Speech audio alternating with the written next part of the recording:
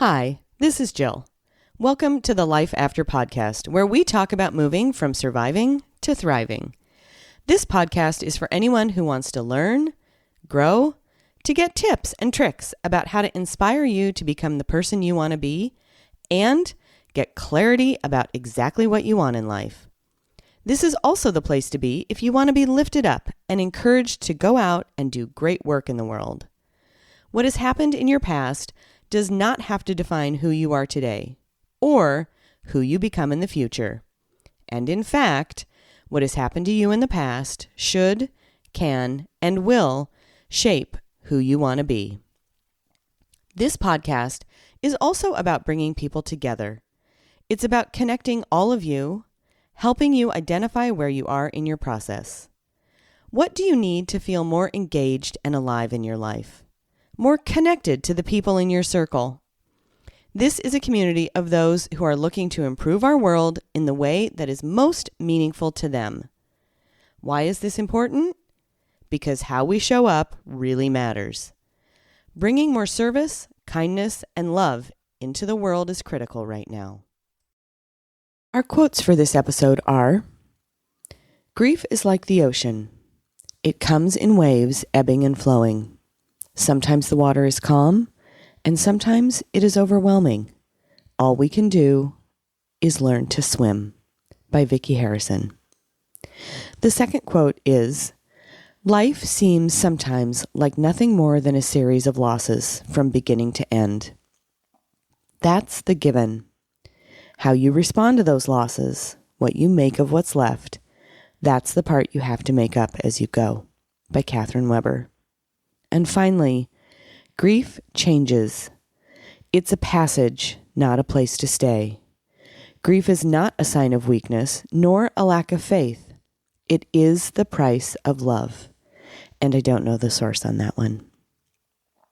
In this episode, we're going to talk about grief. And because of the heaviness of this topic, we are going to keep it as simple as possible.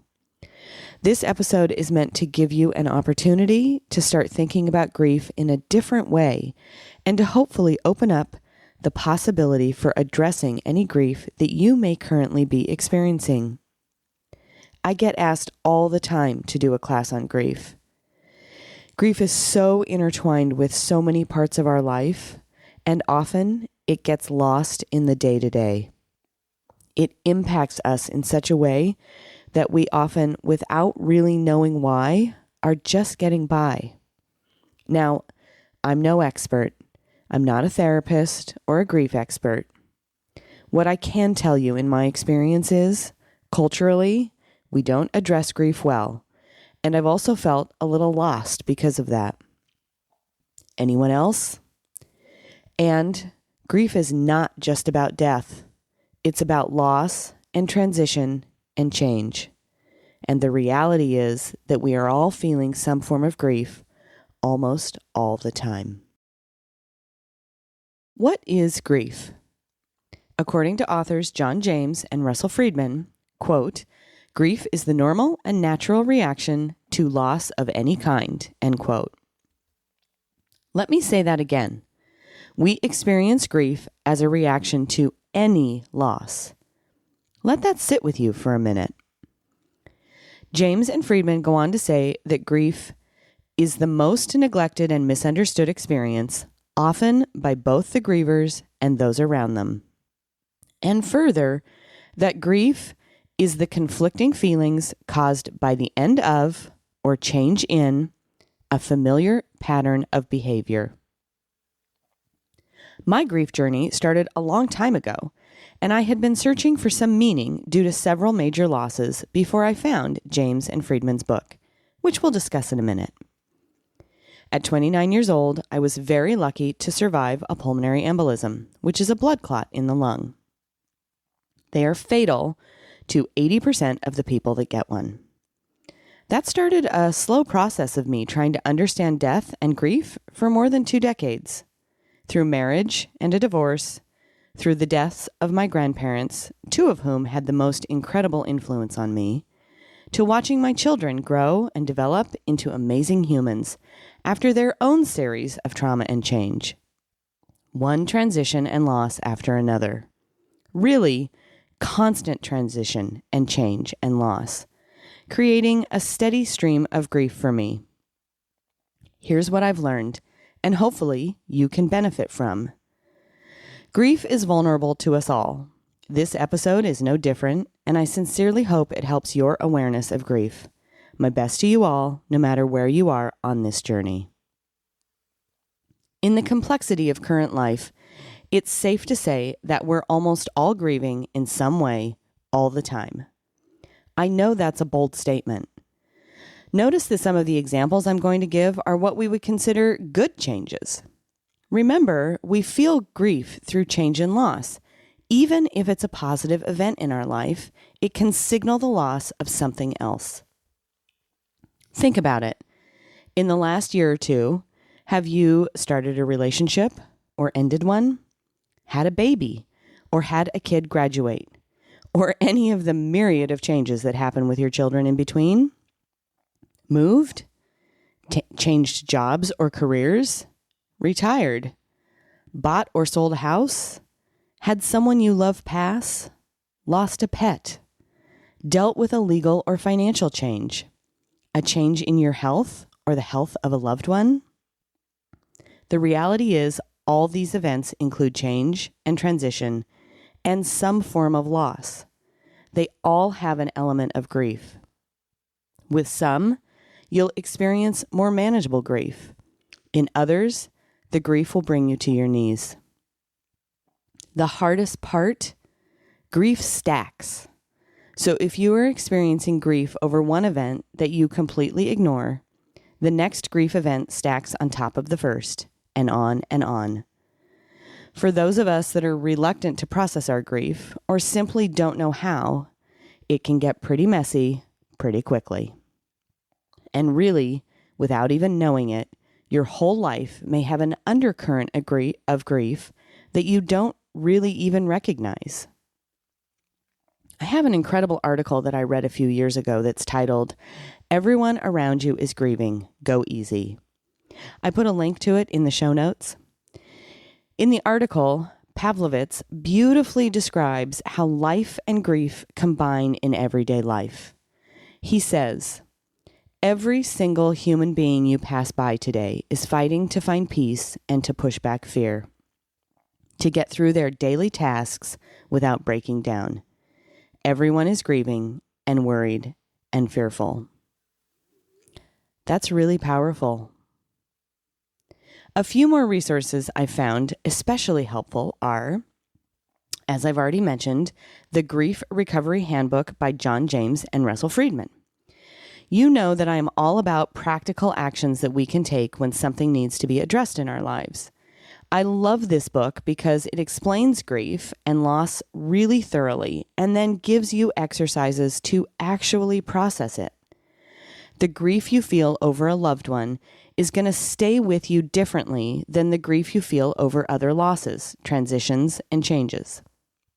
And they explain that there are other types of losses, including the loss of trust, the loss of safety, and the loss of control over one's body through physical or sexual abuse. This book is an excellent resource for when you want to process grief from any kind of loss. There is also the Healing Your Grieving Heart series by Alan Wolfelt. I discovered these early on in my divorce and find the series helpful for two reasons. The first is that as a series, there are specific versions for adults, teens, and kids, as well as for specific types of losses, like divorce or getting a cancer diagnosis, for example. The second is that each book has 100 practical ideas to heal. Some of them are very straightforward and simple, which can be so useful when you are at the height of your grief. I'll put the information for all three in the show notes. What else do we feel instead of grief? In addition to grief? In partnership with grief? Anger? Sadness? Love? Emptiness? Fear? According to Elizabeth Kubler-Ross, there is a prescribed path to grief. The stages of denial, anger, bargaining, depression, and acceptance. And yet, it never actually follows exactly that way. Yes, as Kubler-Ross taught us, we will feel anger and sadness and acceptance, and we will try to deny and bargain. However, we may feel lots of one and less of another. We may not feel the stages in the order that Kubler-Ross explained. And there is absolutely no prescribed time frame for getting through loss and grief. In fact, the time it takes depends on the depth of the loss, coupled with your willingness to process and address it.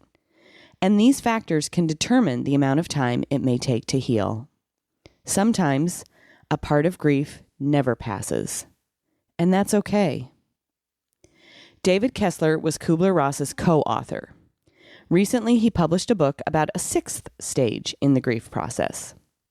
He describes it as finding meaning, which can bring hope and healing. While I haven't read this book yet, I know definitively that hope is a significant protective factor for many areas in our lives, so I'm not surprised to hear of its impact in addressing grief. Unfortunately, there are no easy tips in this episode because of the complexity of grief, and yet some of them are simple to do, even if they don't feel easy. Take extremely good care of yourself, always. Find somebody to talk to. Feel your feelings. Don't find a way to stifle or distract you from your feelings. Know that grief will demand to be seen. You get to decide how. Give yourself time and lots of space and grace. Lean into love. Sleep when you need to sleep. Take walks when you need to move. Eat better, even though it may not feel as easy or satisfying. Be gentle with yourself. Give to others. This is just a short list, and the resources I've provided will give you more practical ideas, including some really helpful exercises. Ultimately, what I've learned is to honor and acknowledge my grief. Allow it, lean into it, cry the tears, really feel it. Because when you do that, it will get better, and life feels more manageable. Please reach out to me if you would like some additional support, would like me to come speak to your organization, would like to have your school book me to speak to students, would like to be a guest on the show, or have any feedback you'd like to share. Thank you so much for taking the time to listen to today's episode on grief. I hope this conversation creates an opening for you to think about and process your grief more easily. Of course, I'm always happy to expand this conversation beyond this episode. Please just reach out. I appreciate you sharing these episodes. This podcast is a powerful resource for anyone that is looking to make changes in their lives. So please help me grow by sharing, liking, and subscribing. There will be new episodes on the second and fourth Wednesday every month. I promise that every episode I'm going to show up and be real to help support you in your individual journey. Please see how to connect with me in the show notes or go to my website at locatecoaching.com. I hope you have a fantastic day, and I'll see you soon.